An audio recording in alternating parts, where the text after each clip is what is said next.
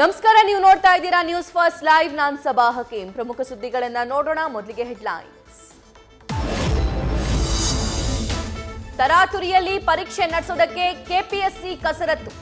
ಕರ್ನಾಟಕ ಲೋಕಸೇವಾ ಆಯೋಗದ ವಿರುದ್ಧ ಅಭ್ಯರ್ಥಿಗಳ ಅಸಮಾಧಾನ.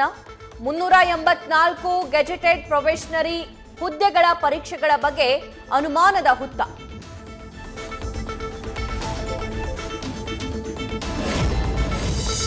ಹಲ್ಲೆ ವೇಳೆ ಕೈ ಮುಗಿತಾ ಇರೋ ಫೋಟೋ, ಹಲ್ಲೆ ಬಳಿಕ ರಕ್ತದ ಮಡುವಿನಲ್ಲಿರುವ ಫೋಟೋಗಳು. ಎಫ್ಎಸ್ಎಲ್ನಿಂದ ಮೊಬೈಲ್ ರಿಟ್ರೀವ್ ವೇಳೆ ಸಿಕ್ತು ಫೋಟೋ ಸಾಕ್ಷಿ. ದರ್ಶನ್ ಭಾಗಿಯಾಗಿರೋ ಸಾಕ್ಷ್ಯಗಳನ್ನಿಟ್ಟುಕೊಂಡು A1 ಮಾಡಲು ಪೊಲೀಸರ ತಯಾರಿ.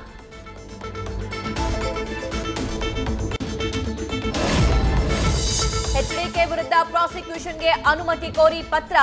ದಳಪತಿಯ ಪ್ರಕರಣದ ಮೇಲೆ ಬಿಜೆಪಿ ಹೈಕಮಾಂಡ್ ಹದ್ದಿನ ಕಣ್ಣು. ರಾಜ್ಯ ಬಿಜೆಪಿ ನಾಯಕರಿಗೆ ವರದಿ ನೀಡುವಂತೆ ಸೂಚನೆ.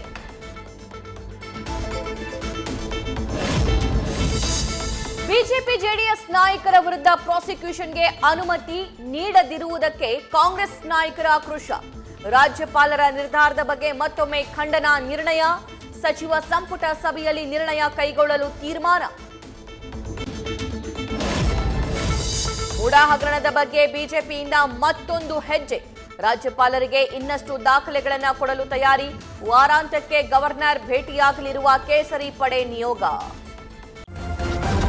ನ್ಯೂಸ್ ಫಸ್ಟ್ ನಿರ್ಭೀತಿಯಿಂದ ನಿಮ್ಮ ಪರವಾಗಿ.